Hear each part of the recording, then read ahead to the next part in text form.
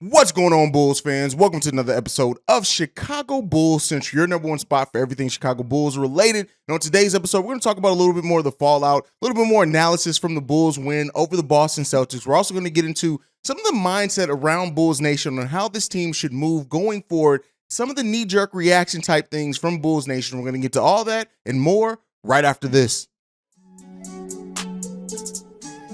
You are now tuned in to Chicago Bulls Central, your number one place for all Chicago Bulls news and content.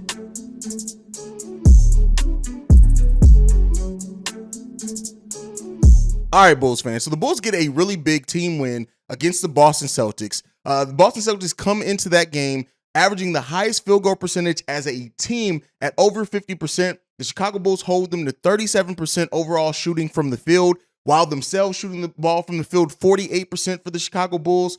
The Bulls just played a great team game. When you look at the defensive intensity that this team was able to come up with, and that's one of the more sustainable things is because of the Bulls' depth, right? Yes, they're going to have to expend a lot of energy on the defensive side of the ball, and that may be harder when you're coming off back-to-backs in the fourth game in 5 nights and things like that.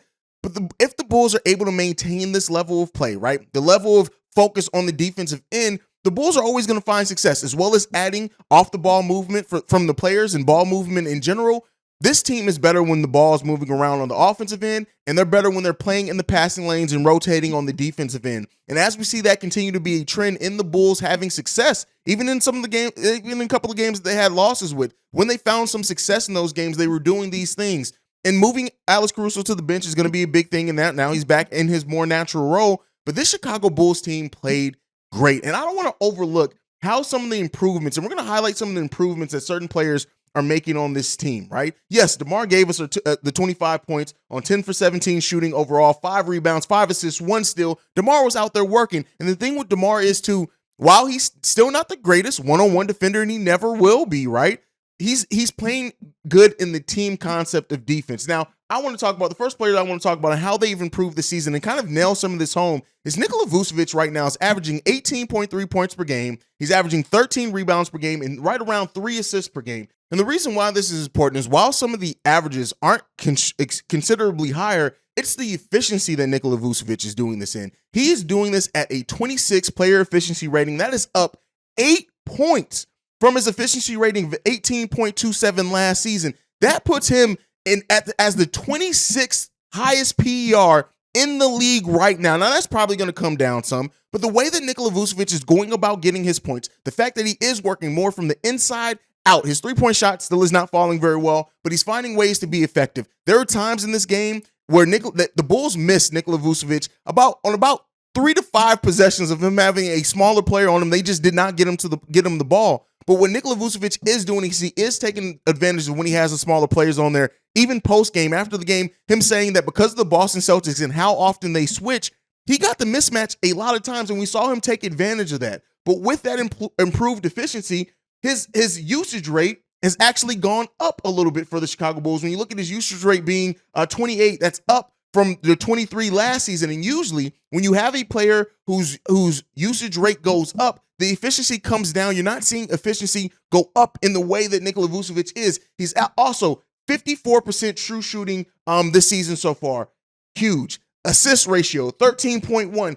Vuce is having one of the most impactful, efficient seasons of his career. Yes, he's not averaging the 20, 24, 20 whatever points per game that he did at points in his career, but what Nikola Vucevic is doing is he's just playing good basketball. That's it. He's coming in, he's being smart, he's being intentional in the way that he operates in that low post, really allowing the Bulls, and with the thing is, with Vuce operating primarily in the post, and when you add in that off-the-ball movement that we're seeing from this team when they're successful, it's a dangerous combo when you have a big man that's able to be that efficient, getting that number of rebounds, 10 offensive rebounds, by the way, for Nikola Vucevic in this game.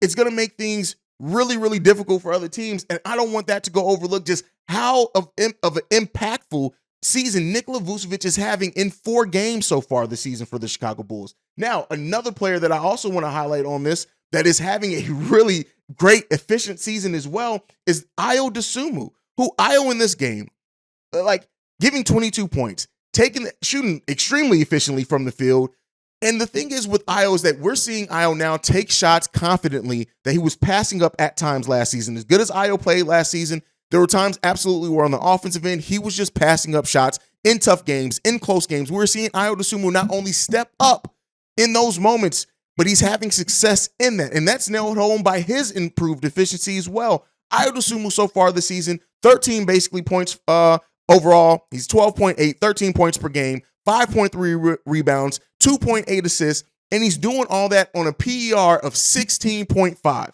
His PER last season was 11.23. Having an increase of PER in 5 points is not easy. And I think sometimes it goes overlooked because he's making it look effortless out there. His usage rate has also gone up for him, which is natural now that he's the starting point guard. His true shooting percentage is 63%. A true shooting percentage of 63% is not easy. That's Ayo's having a very intelligent season as well. The things that I want to see Ayo improve in, though, is the point guardsmanship. I want to see Ayo, his playmaking isn't the best. There are times where he just doesn't make certain passes that like a Goran would make or Alonzo would be able to make if he was out there, and that's fine. He's a completely different player. And I know some Bulls fans are having that mindset now that, hey, is Ayo going to stay the starter once Lonzo comes back? And I think for a little while there, right? But Ayo, even with his improved play, doesn't give you everything a healthy Lonzo Ball does, but he does give you hell of a play. Hell of a play. He is playing really, really good right now, and I just don't want that to go overlooked in just the getting caught up in everything else on this team. This team overall in this game, the way that the death by 1,000 cuts style that they have, the fact that they can go as deep on the bench as they can, and they can push the tempo, push the energy and focus from this team, and the energy and activity from this team is just, it's what's pushing the Bulls over the top in a lot of these matches. When you look at the Boston Celtics in this game, how they came out firing those three-pointers and doing it at a great rate. Well, they hit it at like an 80% rate in that first quarter. As they started to come back down, as the Bulls started to defend the three a little bit better and started getting easy transition points themselves, when they started like just playing with that energy, and part of the reason of that energy is the bringing in of Derrick Jones Jr. Shout out to Billy Donovan for using a player who many Bulls fans have asked, why isn't Derrick Jones Jr. playing? He fell out of favor last season. He hadn't looked the best in preseason, but Derrick Jones Jr. impact was felt. The 10 points he scored in that first half were all needed. It changed the outlook and the energy level of this team. He came in, he got some key rebounds, he made some key plays. Derrick Jones Jr., when he got in this game, you can tell he said, hey, listen, I got to make the most of every opportunity I get now because I know I'm not high in the pecking order of this. 15 minutes from him. Javonte Green also chipping in the energy plays from Javonte. 2 rebounds, 1 steal, 2 blocks, only 6 points, but he did that on 2 for 2 from three-point range, shooting 100% from the field in this game. Andre Drummond as well. The rebounds that Andre Drummond got, 12 rebounds from him. Yeah, he was 1 for 2 from the field. He did a little Andre Drummond things where it makes you a little concerned, but his play was solid overall. Then you're looking at Alex Caruso, plus minus of plus 29. And the reason why I do use that plus minus when it comes to Alex Caruso is because it shows everything he does on the court, because it's not always going to be the stats. Even though he did have 3 rebounds, 4 assists, 2 blocks in this game, 2 very key blocks, only 2 turnovers, and 7 points in this game, Alex Caruso showed up and gave the Bulls a lot of what they needed as well in this game. This was one of these games that you look at and you see if this team focuses on continuing to play with that ball movement, if they focus on continue giving that defensive energy, this is going to be a team that has to step it up defensively every time out. They can't take nights off defensively, especially when you're playing teams like the Boston Celtics. Like I said, the Boston Celtics coming in with the number 1 scorer in the league, with the number 1 field goal percentage as a team, and the 18th scorer in the league also coming into last night with Jaylen Brown. They forced Jason Tatum to go 8 for 18 for 26 points. Not the worst efficiency, but again, not the output that we've been seeing from him this season. He also had 8 rebounds, 5 assists. Jaylen Brown, though, 8 for 23 for only 23 shots to get 21 points. They frustrated him. Ayo had some very good defensive possessions on Jaylen Brown. So did Alex Caruso. They played very good defense in this game. And I do also don't want to get it overstated for Coach Billy Donovan. Billy Donovan made some adjustments in this game, going to the energy level with Derrick Jones Jr., trusting him to come in, even having the idea of going to him and seeing if he can make an impact. using those minutes well with him and Javonte Green, they just changed the outlook of the game. And Goran Dragic as well, plus minus of plus 21, 2 for 7 only from the field, but he's 3 for 4 from the free throw line. He had 6 assists in this game, and he just managed this team very well. Now, 2 of the players that did not stand out in this, you notice that I didn't mention their names. One is Coby White, only playing 9 minutes in this game, only getting 1 shot up, not hitting that 1 shot.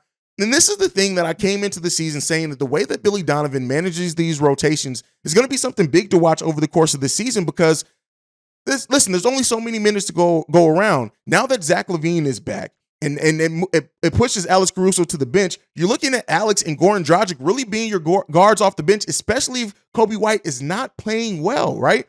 And not that Coby White played terribly or anything in this game. He just wasn't giving you what those other 2 players were giving you. So it raises some questions on what's Coby White's outlook going to be now on this team going forward with everyone being healthy minus Lonzo Ball. And while I still do think Kobe's absolutely going to have a role, he's still going to get looks, he's still going to get chances, he's still going to get opportunities, because there's not a lot of players that offer the microwave ability, if that's a word, that Coby White does on the offensive end. And Coby White has made some improvements this season as well. He's now giving you some things when the shot isn't falling, but in this game, he just didn't have the opportunity, especially when you have Javonte Green and Derrick Jones Jr. and the energy that they brought in. It's just going to cut some minutes from other players on the bench, and that player in this case was Coby White. Now, also, Patrick Williams only playing 15 minutes in this, and I know a lot of the Patrick Williams deniers are going to say, oh, P will pass, and it is passive P still all day, every day, but are going to say, hey, ask the natural question, is P Will now going to come off the bench? I think, and I said this in the live last night, that we're going to see Patrick Williams used in the Keith Bogans role. He's going to start the game. He's going to get that first 8-minute stretch. He's going to come off. If Javonte, Derrick Jones Jr. are playing well, he may not get back in that first half. He's going to start the second half, probably get another 5 to 8 minute stretch. And then if he's not giving something, you bring in Javonte, you bring in Derrick Jones Jr. I still think Billy Donovan is going to give Patrick Williams more starts, just because I think that they're trying. When you look at this team, the first offensive possession for the Chicago Bulls was a play to Patrick Williams. The second one, also, they played through Patrick Williams and wasn't designed for him to score, but they played through Patrick Williams. Patrick Williams in this game, 15 minutes, 2 for 7 shooting from the field. Again, he averages 7 points, 7 shots a game in his career, so that holds true there. He give you 3 rebounds. The 1 offensive rebound he had, he put back up tough. That's what we need to see from Patrick Williams. He also had 1 block in this game. I already said it, 4 points. He had a negative plus minus of -9. But with that being said, Patrick Williams did not play horribly out there. And I know some Bulls fans and the box score watchers are going to say, oh, 15 minutes, 4 points, Pat Will played horribly. He didn't play terribly. He didn't play good. He didn't play great. And he damn sure wasn't bad either. It was a solid game from Patrick Williams, or so a solid game for Patrick Williams. And I get it. As your number 4 pick, you want more, and rightfully so. We deserve more from Patrick Williams. But in this game, I think what he did defensively was solid. I think he played well defensively in his minutes out there, getting hands up, things like that. And hopefully this is a confidence builder. I do think that they're trying to build that confidence in P. Will. He's shown regression this season. There's no way around it. He's definitely shown regression. If they can get him back, and that does suck to say, as your 4th overall pick, they're just saying, let's get back to what you were doing your rookie year. But there's a chance of that, right? I don't think they're going to move completely away from P. Will yet. I do think if this thing from Javonte and Derrick Jones Jr. becomes consistent, you could see that happen down the road. And we'll continue to monitor it and see. But like Patrick Williams, passive P, he has to get it together. And like I keep saying, we can see it all day for P. But until passive P sees it himself, we're just talking, right? We're just talking. But 15 minutes in this game, the question remains, is he going to be the starting power forward? Is he going to continue to be the starting power forward? I think he's still going to get some more starts, especially this week when you look at the way that we play. I think he is. I could be wrong in that. There's not anything that I'm like nailing everything to, that I'm just P. Will is for sure a starter. No, because like I've said before, as long like Javonte was playing like dog shit too the first 3 games of the season. He's come along more. If Javonte and Derrick Jones Jr. are going to be playing with better and give you more energy, give you more athleticism, things like that, just more focus, then that's going to be what it's going to be for P. Will. And so as we exit this game, just looking at some of the things the Bulls did that are sustainable in this game. Zach LaVine, also want to mention him, 5 for 15 shooting. He was 3 for 5 from 3-point range. He scored 19 points, 2 rebounds, 2 assists, 1 steal, 1 block. He only had 3 turnovers as well. He had a positive plus minus of +4. Zach is still seeming like he's filling it out, right? We're still seeming like he's filling it out so far this season. He does have an efficiency rating of 22.80, so he's still been very efficient. But we do expect, and rightfully so, we need to see Zach LaVine have bigger impacts on these games than what he's been having. We'll see if it comes along for Zach LaVine. It will. I trust that it will. Him and DeMar, they're gonna be a nice 1-2 punch. But while we're getting the scoring like this from Vooch and the consistency and the efficiency, as long as we're getting efficiency like this from Ayo Dosunmu, and then the death by 1,000 cuts coming off the bench, this Chicago Bulls bench may be what pushes them into different levels. Yes, it is more difficult to judge a team when everything hasn't come together. And while a lot of Bulls fans are trying to make this knee-jerk reaction in these judgments 4 games into the season on what the Bulls should do, and we're going to talk about there here in a second, the way that this team plays, the energy that we bring off the bench, the fact that you have a double-digit rebounder in the starting lineup and a double-digit rebounder coming off the bench, right, in these games is going to make it extremely difficult for a lot of teams in the NBA. It just is. It's like I said, the death by 1,000 cuts, because when you have rebounding like this throughout, it's demoralizing for teams. If you miss a shot, Vooch or Drummond are more than likely going to get the rebound for that shot. You're not going to get a lot of opportunities for second chance points with Vooch and Drummond playing the way they have on the rebounding end of the ball. And then you bring in Goran and the way that he just settles that offense in the second unit. The way that Goran, I was really a Goran Dragic doubter. And he has completely proved me wrong in these 4 games so far. And just the way he manages the game night in and night out, it's been beautiful to see just the way he manages these games. So the story's not written on these Chicago Bulls yet.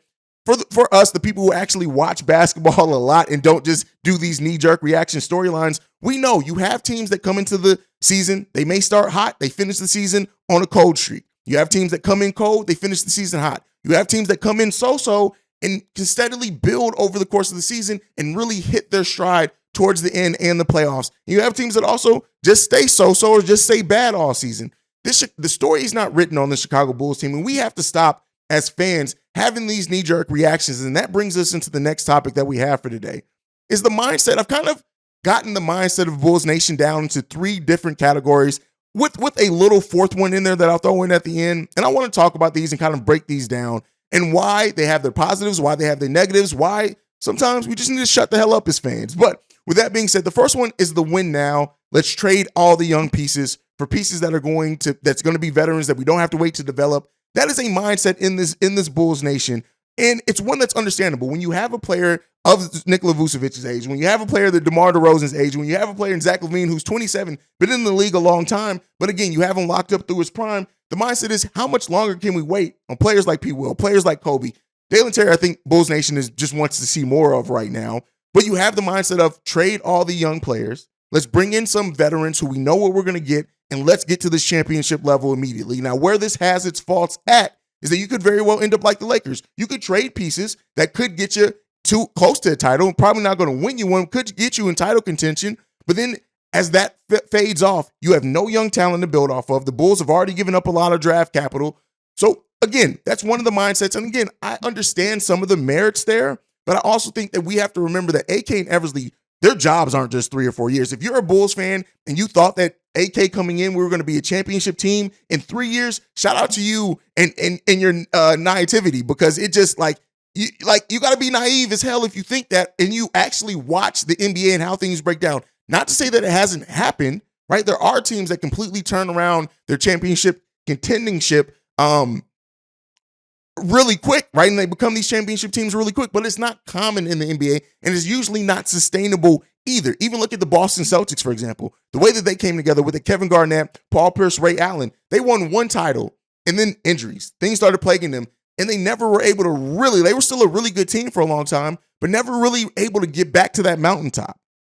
That's not what AK and Eversley want. They are trying to build something sustainable that lasts for years here in Chicago. So again, while this mindset has its merits, I don't think this is a likely one for the Chicago Bulls team. The next one, you have the blow it up and rebuild mindset. You have the fans that look at this Bulls core and they say, this core is only a 2nd round exit at most, right? So let's blow it up. Let's trade DeMar if we can. Let's trade Vooch if we can. Let's get more young talent back, or some people want Jeremy Grant, which is fucking ridiculous. But they say that. Let's blow this up, because this team, as it's currently constructed, has a ceiling and the most hopeful of a second round exit. Again, that's not what I'm saying. I'm saying that fans have this mindset. And where this has its faults at, right? And the blow it up and rebuild is that how often is that successful? You will find yourself in a steady blow it up and rebuild every 3 to 5 years if you don't weather the storm, if you don't have a plan. And sometimes I think as a Bulls nation, we're so used to having a front office in power that just did not have a solid plan throughout that we just, if we don't taste it immediately, it's like, oh, we just gotta do all away with it. But you have that blow it up and rebuild. You have that, and that's kind of an in-between between like the people that want to see Kobe traded and all this, and considering how they're playing, it's not going to happen. But you have that, the complete blow it up, rebuild, let's start all over because this team, the ceiling is not near a championship, so why are we wasting our time? Then you also have the mindset of the people that have that want no changes or minor changes, and let's see how this team looks when Lonzo Ball comes back. And this is the more realistic one, right? Because at the end of the day, this team has not yet hit their ceiling. Yes, we've made very minor changes, but when you look at this team, like we still haven't seen this team fully come together. It's 4 games into the season, and we have such a big piece and part of our team and our heart in Lonzo Ball returning midseason, whatever it ends up being. That mindset of having the mindset, let's not make any changes. Let's just wait to see what this team does until then. If they're a 500 team between now and when Lonzo Ball comes back, let's get Lonzo Ball geared back up and let's see what we do in the playoffs. That makes sense. This is, I think, the more realistic, right, mindset. And then you have that fourth, smaller mindset that I mentioned, that you have the Bulls fans that are like, let's cut Tony Bradley. Let's trade Kobe if we can. Let's think about cutting Marko Simonovic. Let's bring in Carmelo. Let's bring in Jay Crowder. Let's bring in this. That they just want to see, let's fill in some of the holes that we have of shooting, the holes that we have at the power forward position. And that, too, I think has its merits as well. I'm looking at this team and I'm saying to myself, like, moving Tony Bradley, which I do think is more than likely that they are going to waive Tony Bradley. It may not be immediately at the 6th game like some Bulls fans want. It may be closer to the trade deadline. It may be when they're monitoring the buyout market. It may be all these things. But adding to this team, continue adding to this core where we see that we have holes on, continue evaluating it, right? We're 4 games into the season, and evaluation can't be done as much as some Bulls fans will have you believe that they have it all pegged out on what this team is capable of. It's going to take time, right? So to take that time, the first month, 2 months, whatever, of the season to really evaluate this team and then fill in the holes that you see this team has. One glaring hole seems like it's going to be the power forward position, right? Some depth and actual legitimate size there. We'll see how that turns out, right? But those are the kind of the mindsets. Again, not to say that one is more right than the other, but I think that's where we sit right now at Bulls Nation. And until the Bulls play consistently against good teams, the play that they had last night, a lot of Bulls fans, until we see that night in and night out of this team developing that mob type mentality, right? That we are just going to come out and we're going to get in dog fights and you're going to have to kill us to beat us. And then we have scorers in DeMar DeRozan, Nikola Vucevic, and Zach LaVine that can get hot at any time if we do get into a dog fight defensively. It's going to take time for this team. And if nothing, the up and downness of these first 4 games should tell you guys it's going to take time to evaluate. Let's stop trying to write the story on this team 4 games into the season. Let's stop having the knee-jerk reaction 4 games into the season. And let's take a look at what this team can develop. We've only had 2 games with Zach LaVine, and the Bulls look terrible in one, really good in the other. Let's continue to monitor it and see. I've said this before, and I've been very vocal. We're going to know the story of this team the first month of the season.